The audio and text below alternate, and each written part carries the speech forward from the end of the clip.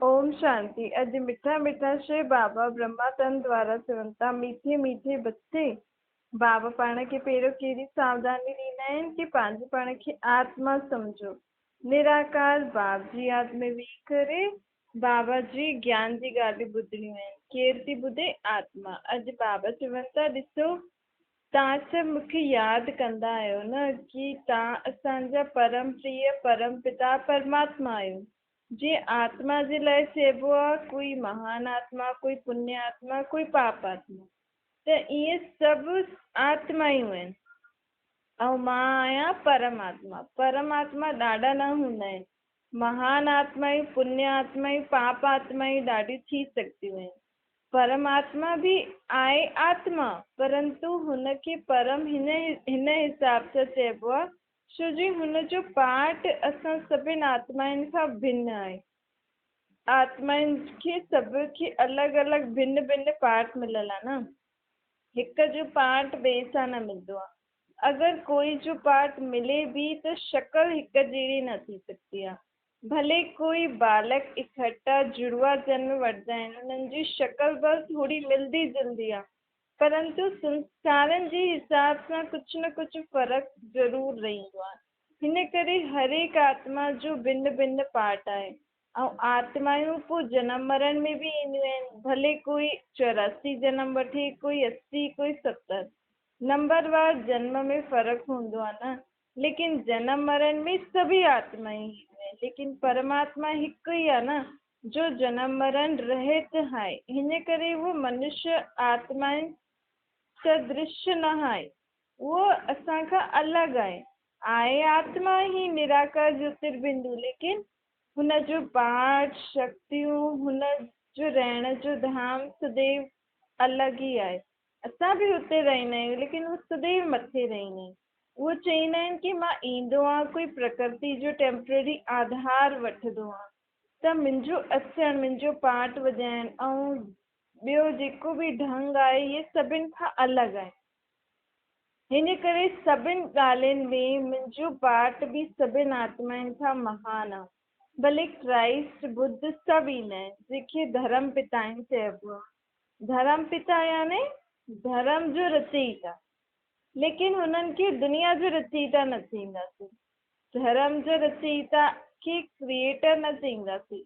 World जो creator त परमात्मा खे ई चईंदासीं न। हिन करे हुनजो नाम भिन्न आहे ऐं हुनजो कम भी भिन्न आहे। ये सभु चीजूं सम्झण जूं आहिनि। ये सभु परमात्मा ख़ुदि ही अची करे ॿुधाईंदो आहे। तॾहिं त गीतनि में ॻाईंदा आहियूं न कि तूं रूप बदिली करे हिन दुनिया में अच, पंहिंजो आकाश सिंहासन छॾ। हाणे उहो आकाश में त न रही, हिन आकाश में त न रहंदो आहे। मनुष्य वीचारा हिन आकाश जे मथे जी जॻह खे ॼाणंदा ई न आहिनि। हुननि जो कोई ज्ञान ई कोन अथनि कि आख़िर उहो कहिड़ी जॻह ते भॻवानु रहंदो। आकाश त पाण हिन अखियुनि सां ॾिसी था सघूं, हिते त पाण खे काथे नज़र नथो अचे भॻवानु। त इहो वो ब्रह्म महतत्व में रहण वारो आहे। जीअं हिते आकाश तत्व में पाण मनुष्य रहूं था न, ईअं ई आकाश खां परे ब्रह्म तत्व आहे, जंहिंखे अखंड ज्योति तत्व भी चईंदा आहिनि। हुन में पाण सभु आत्मायूं परमात्मा निवास कंदा आहिनि। हुनखे निराकारी दुनिया चइबो आहे, इनकॉर्पोरियल वर्ल्ड चइबो आहे न। असां आत्मायूं निराकारी दुनिया खां हिन दुनिया में कॉर्पोरियल दुनिया में एक्ट में ईंदा आहियूं ऐं एक्ट में ईंदे ईंदे हिते ई फसी विया आहिनि। हिन करे पुकारदा आहियूं कि हाणे तूं मथां अची करे असां सभिनि खे हिन माया अर्थात विकारनि जे बंधननि सां छुड़ाए, यानी बंधन मुक्त कर।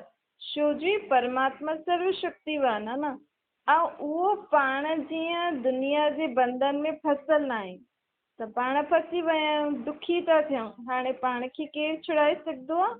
उहो समर्थ बाप। हाणे असांजी शक्ति त जनम मरण में ईंदे ईंदे ख़तम थी वई न। असांखे त 5 विकारनि पकिड़े छॾियईं।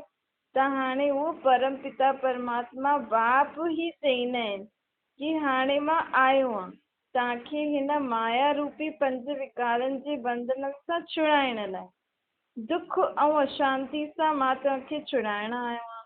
त हाणे बाप अची करे चवनि था कि मां आयो आहियां जॾहिं जॾहिं अहिड़ो दुख जो टाइम थींदो आहे, जॾहिं सभी धर्म जी आत्मायूं दुखी, अशांत, पतित, पाप आत्मा थी वेंदियूं आहिनि, तॾहिं ई हिन सृष्टि जे मुंहिंजो पाठ शुरू थींदो आहे। बाक़ी हीअं न कि मुंहिंजो पाठ सदा हलंदो आहे, न, मां ईंदो आहियां सभिनि आत्माउनि खे, सभी धर्मनि खे वापसि खां सुख शांति में ठाहींदो आहे, पावन ठाहींदो आहे, सृष्टि खे नयो कंदो आहे ऐं पोइ वापसि हली वेंदो आहे। जीअं कई सम्झंदा आहिनि कि यदा यदा ही धर्मस्य जो अर्थ आहे कि जॾहिं जॾहिं दुनिया में अधर्म थींदो आहे, यानी जॾहिं जॾहिं दुनिया में पाप कर्म थींदो आहे, तॾहिं तॾहिं मां अची करे सभिनि जी जागृति ॾींदो आहे। सभिनि खे माण्हू दुनिया में ईअं सम्झंदा आहिनि, लेकिन परमात्मा जे अचण जो त हिकु ई टाइम आहे। हाणे दुनिया में त अनेक समय ते अनेक माण्हू पाप कर्म कंदा आहिनि, त मां सभिनि जो पाप कर्म सां छुड़ाइण थोरी ईंदमि सभिनि खे हर हिकु टाइम में, न। मां त हिन दुनिया जो क्रिएटर आहियां, हिन करे मुंहिंजो कमु आहे जॾहिं दुनिया अधर्मी ठही वेंदी आहे, तॾहिं अची करे मां हिन अधर्मी दुनिया जो नाश कराए ऐं धर्म जी दुनिया ठाहींदो आहे, सुख शांति में दुनिया ठाहींदो आहे। हाणे हिकु आदमी जी अधर्म जी ॻाल्हि न आहे, कॾहिं कंहिंजो अधर्म नाश करां, कॾहिं कंहिंजो अधर्म नाश करां। ईअं कंदमि त दुनिया कॾहिं बि धर्मात्माउनि जी ठहींदी ई न। ॾिसो, बाबा चवनि था कि दुनिया में त अलॻि अलॻि धर्मनि जो अलॻि अलॻि समय ते पाठ आहे, न, त सभी पंहिंजी पंहिंजी शक्ति सां दुनिया खे हलाईंदा। जॾहिं सभिनि जी शक्ति ख़तम थींदी आहे, तॾहिं मां धरती ते अची करे पंहिंजो पाठ वॼाईंदो आहे। हिन करे मां हर युग में जे अंत में या जॾहिं बि धर्म जी ग्लानी थींदी आहे, तॾहिं न ईंदो आहे। मां त कलयुग जे अंत, सतयुग जे आदि जे समय में, जेके संगम युग चइबो आहे, हुन ई समय सृष्टि ते अची करे सभी धर्मनि जी मुक्ति, जीवन मुक्ति उन्हनि खे वरतो ॾींदो आहे, सभी धर्मनि वारनि खे। बाबा चवनि था कि ॾिसो, हाणे सदा दुनिया अधर्मनि जी आहे, धर्मनि जी ही अधर्मनि जी ही थी वई आहे, न। त अहिड़े समय ते मां ईंदो आहियां। मनुष्य चवंदा आहिनि भॻवान त अवतार वठंदो आहे, त अवतार जो मतिलब ई आहे अवतरित थींदो आहे, अर्थात उतरंदो आहे, न। हाणे मां काथां उतरंदो आहियां? कोई त अहिड़ी जॻह हूंदी जातां मां उतरंदो आहियां। अगरि मां सर्वव्यापी या कण कण में आहियां, त मुंहिंजो त अवतार जीअं चईंदा आहियो, उहो त चइण जो मतिलबु थियो ई न। अगरि मां सर्वव्यापी आहियां त मां उतरंदमि काथां? पोइ त उतरण जी ॻाल्हि ई न थी वई, न। पोइ अवतार छो चईंदा आहिनि? अगरि मुंहिंजे में बि भॻवानु वेठो आहे, तव्हां में बि भॻवानु वेठो आहे, त अगरि तव्हांजे अंदरि मां वेठो आहियां त तव्हां दुखी छो आहियो? अगरि मां तव्हांजे अंदरि वेठो आहियां त मुंहिंजे रहण जो त कोई मतिलबु ई न थी वियो, न। जॾहिं मुंहिंजे प्रेजेंस में बि तव्हां दुख था भोगो, मां तव्हांजे अंदरि वेठो आहियां तॾहिं बि तव्हां दुखी था थियो, त मुंहिंजो त कोई महत्व थियो ई न।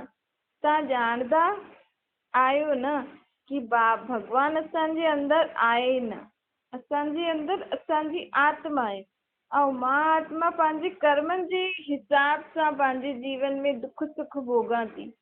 भॻवानु मूंखे दुख नथो ॾे, लेकिन इहे मुंहिंजे कर्मनि जे हिसाब सां मां दुखी थी थियां।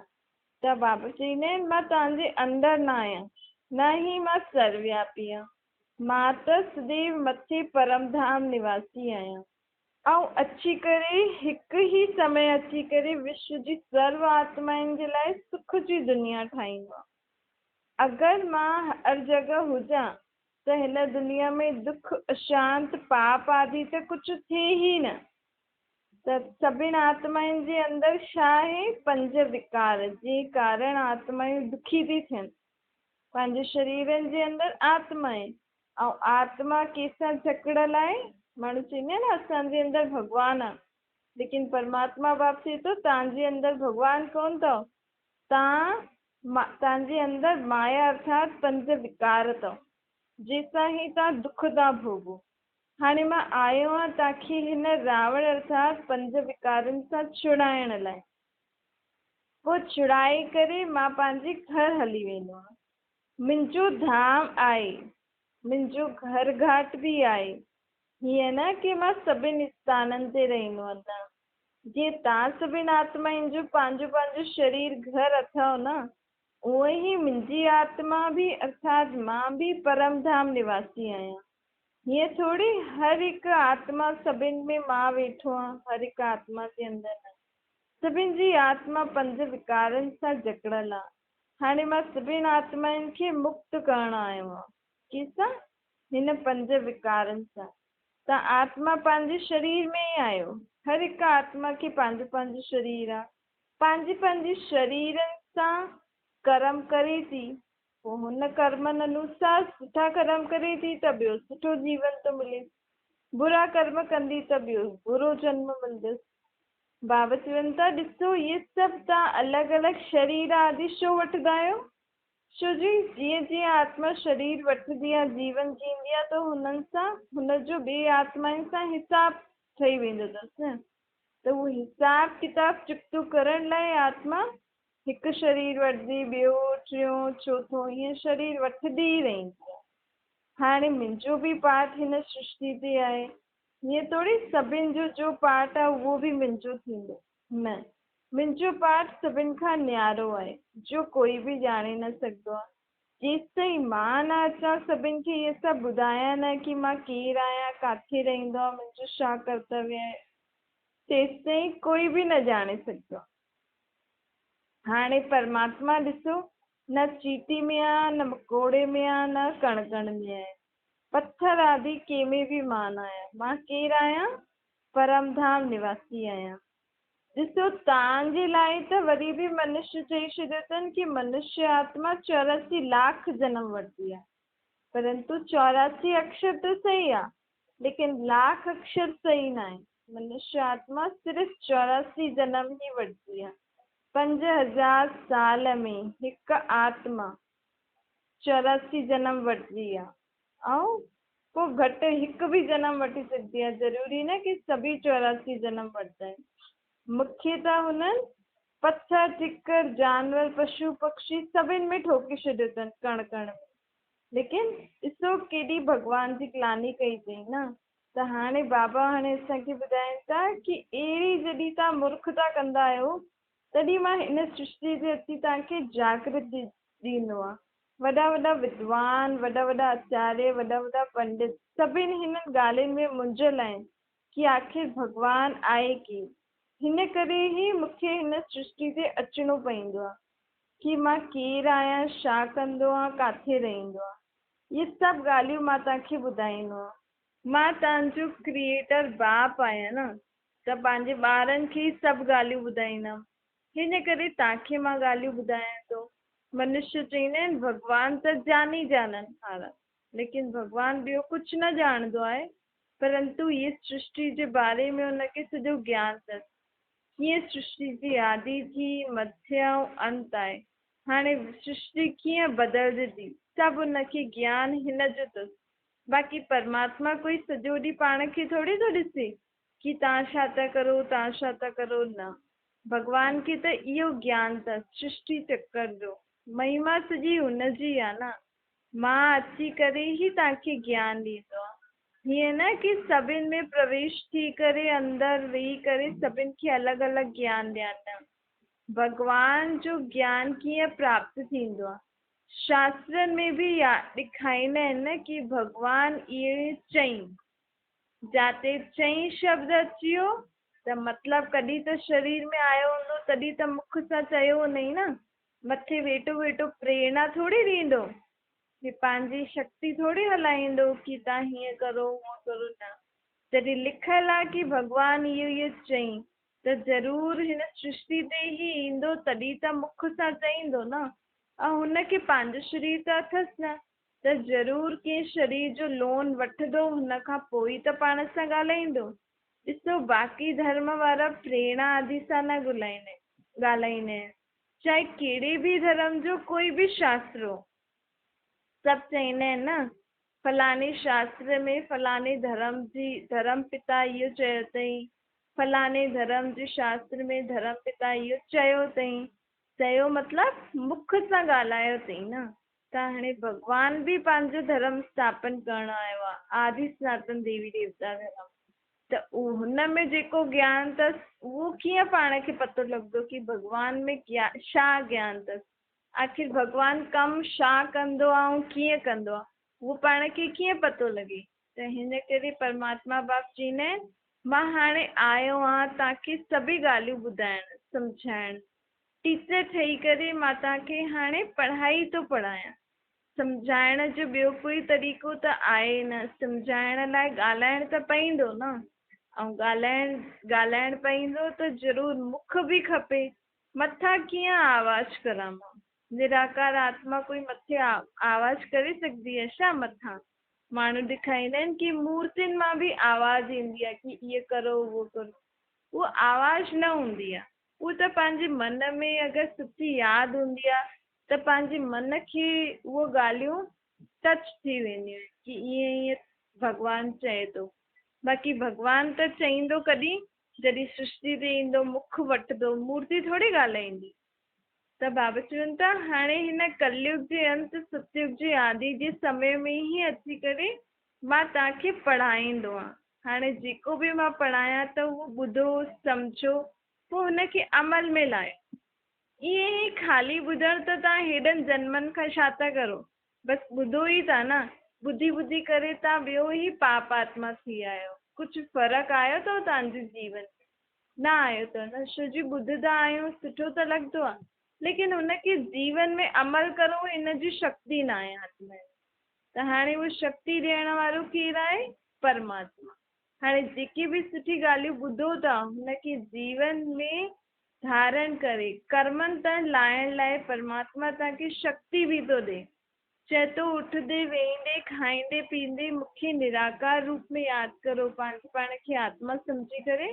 त जेकी बि सुठी ॻाल्हियूं पाण ॿुधूं था ऐं करणु चाहियूं था त हुनजे लाइ आत्मा खे शक्ति मिलंदी आहे, जंहिंजे ज़रिए उहो पंहिंजे कर्मनि में उहो सुठा जेकी बि ॻाल्हियूं ॿुधी आहे उहो पंहिंजे कर्मनि ताईं लाहींदी आहे। सॼो मदार आहे कि तव्हां केतिरियूं सुठियूं ॻाल्हियूं था ॿुधो सम्झो था उनखे जीवन में पंहिंजी प्रैक्टिकल कर्मनि में करो था। इहे करो तॾहिं फ़ाइदो थिए न। बाक़ी ॿुधण सां पढ़ण सां कुझु बि न थींदो। त पहिरियों त पंहिंजे पाण खे आत्मा सम्झो। सोचो कि मां आत्मा बराबरि परम धाम निवासी शांति धाम जी रहण वारी आहियां। मां मथां खां हिन सृष्टि ते पहिरियों सुख जी दुनिया में आई हुयमि। श्री लक्ष्मी श्री नारायण जे राज्य में आई हुयमि। हुन दुनिया में मां आत्मा ॾाढा सुख ॾिठा हुया। हाणे पुनर्जन्म वठी वठी करे हाणे मां आत्मा कलयुग अंत ताईं कामवश, क्रोधवश, लोभवश, मोहवश, अहंकारवश, बुराइयों, झूठ, पाप, भ्रष्टाचारवश केॾा बुरा कर्म मां करे आई आहियां न सभिनि आत्माउनि सां। हाणे हिन करे मां आत्मा पाप आत्मा थी। हाणे मां पाप आत्मा पुण्य आत्मा कीअं ठहींदमि? जॾहिं मां परमात्मा बाप खे निराकार रूप में यादि कंदमि ऐं बराबरि मञदमि कि मां बुरा कर्म कया आहिनि ऐं हाणे मां उहो जेका बि बुरा कर्म जा जो बि लेप शेप चढ़ियल आहे मुंहिंजी आत्मा ते उहो मां परमात्मा जी यादि में सभु कुझु ख़तमु थी करां। अर्थात मुंहिंजो सभु कुझु जेको बि हिसाब किताब आहे, जेकी बि बुराइयूं आहिनि उहो परमात्मा जी यादि सां सभु भस्म थी थींदी वञनि, चली थी वञनि ऐं मां आत्मा हिकदमि शुद्ध सोने मिसल, हिकु शुद्ध फूल मिसल मां आत्मा ठहींदी थी वञा। ईअं जॾहिं तव्हां पाण अभ्यास कंदासीं तॾहिं पंहिंजी आत्मा शुद्ध थींदी वेंदी ऐं पोइ शुद्ध आत्मा में परमात्मा जो सर्व गुण शक्तियूं कलायूं धारण थींदी वेंदियूं, दैवी गुण धारण थींदा वेंदा। त मां आत्मा काथे वञण जे लाइ लाइक़ु थींदमि? सुख जी दुनिया में, सतयुग जी दुनिया में। हिन करे बाबा चईंदा आहिनि पहिरियों पहिरियों आत्मा शुद्ध थी करे पंहिंजे घर वेंदी, पोइ हुतां खां जॾहिं मथे हली वेंदी त हिन सृष्टि जी जेसि ताईं सफ़ाई थी वेंदी, पोइ सफ़ाई थी वेंदी, पोइ हिन ई सृष्टि ते नई सृष्टि बि अची वेंदी। हुन खां पोइ असां आत्मा जो मथां खां हेठि लहींदासीं पंहिंजे पंहिंजे समय ते। त बाबा पाण खे सभु ॻाल्हियूं छो था ॿुधाइनि? छो जी बाबा चवनि था कि हाणे तव्हांखे सुख जी दुनिया में हलण लाइ पंहिंजे पाण खे पावन ठाहिणो अथव। सुख जी दुनिया में वञण खां पहिरियों पंहिंजे पाण घर वेंदासीं, घर खां पोइ पाण सुख जी दुनिया में ईंदासीं। त हुनजे लाइ पहिरियों आत्मा खे पावन ठाहिणो आहे। सभु हिसाब किताब आत्मा जो चुकतो थियणा आहे। आत्मा खे दैवी गुणनि जी धारणा करणी आहे ऐं आत्म अभिमानी रहण जी स्थिति में रहणो आहे।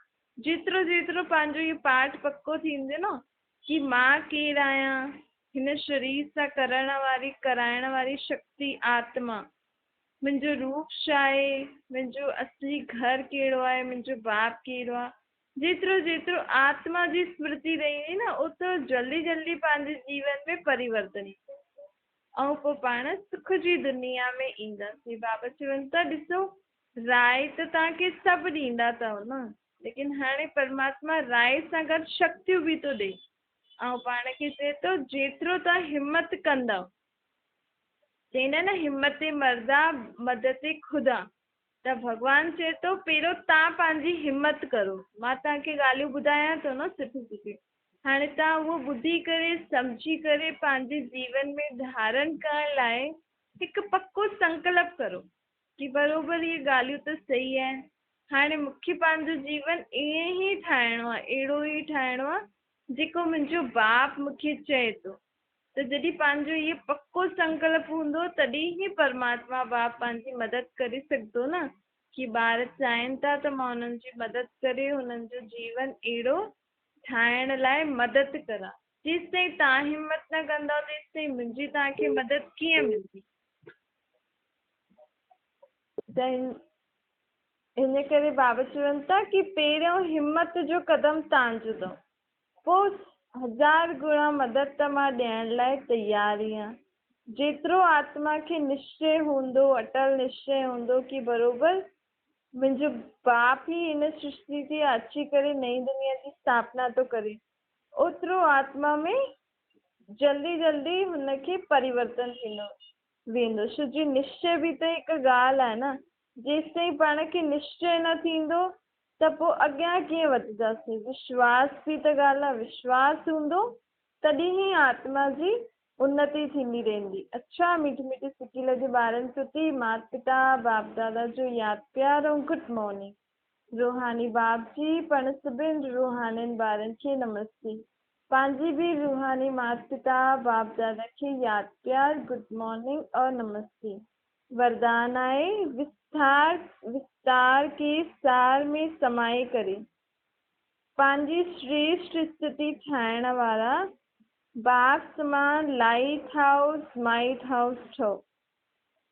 बाप अर्थात निराकार परमात्मा जीअं पाण हिकदमि हल्का ऐं शक्तिशाली कीअं ठहींदासीं?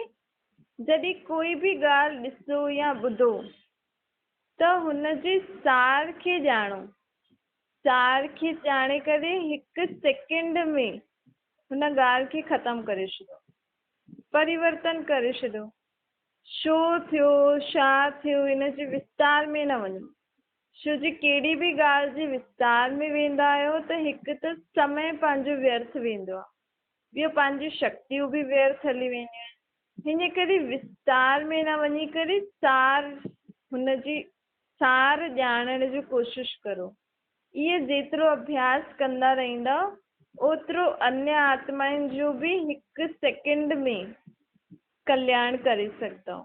छो जी अगरि पाण सार रूप में हुनखे परमात्मा जी यादि में रही करे ज्ञान स्वरूप ठही करे हुन ॻाल्हि जो उपाय ॿुधाईंदासीं, सल्यूशन ॿुधाईंदासीं, त उहो बि पंहिंजे सल्यूशन खे ॿुधी करे चईंदो न भई इन केॾी आसानी सां ॻाल्हि खे निपटाए छॾियईं। त उहो गुण ऐं शक्तियूं कीअं ईंदियूं? जीअं जॾहिं पाण बाप जी यादि में रहंदासीं, बाबा जी यादि में रही करे हर हिकु ॻाल्हि खे ॾिसूं ॿुधूं त फटाफट सां हुन ॻाल्हि जे विस्तार में न वञी करे सार रूप ॼाणे करे हुन ॻाल्हि खे ख़तमु करण जी पाण खे बुद्धि मिली वेंदी। हिन सां पाण आत्मा हिकदमि हल्कियूं ऐं शक्तिशाली रहंदासीं, छो जी समय बि बची वियो, शक्ति बि बची वियो न, ऐं ॿियनि जो बि समय और शक्ति बची वेंदियूं त हुननि जो बि कल्याण थी वेंदो।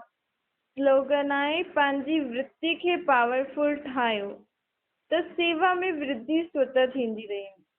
सेवा अर्थात जेको बि तव्हांजो कर्म अथव, चाहे धंधो धोरी चओ, चाहे घर जो कमु अथव, लेकिन जेसि ताईं पंहिंजी वृत्ति अर्थात सोच सभिनि जे लाइ, ख़ुदि जे लाइ सुठी ऐं पावरफुल न हूंदी, शुभ न हूंदी, तेसि ताईं पाण कोई बि कर्म कंदासीं त हुन में पाण खे उमंग उत्साह बि न थींदो, उहो कमु ज़्यादा अॻियां हलंदो बि न। हिन करे पंहिंजो कमु सुठी तरह निपटी वञे ऐं अॻियां हलंदो रहे, हुन जे लाइ पंहिंजी वृत्ति, पंहिंजी सोच ॾाढी सुठी हुजणी खपे। जॾहिं पंहिंजी सोच ॾाढी सुठी शुभ भावना संपन्न हूंदी सभिनि जे लाइ, त पंहिंजो हर कार्य सफल ऐं वृद्धि खे प्राप्त कंदो रहंदो। अच्छा, ओम शांति।